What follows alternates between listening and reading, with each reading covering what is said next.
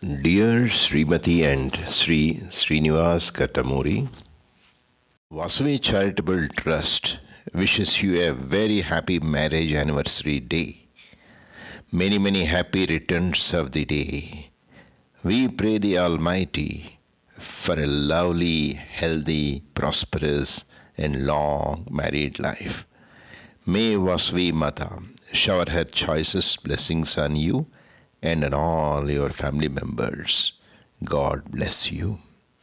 शतमानं भवति शतायुः पुरुषः शतेन्द्रिय आयुष्येवेन्द्रिये प्रतितिष्ठति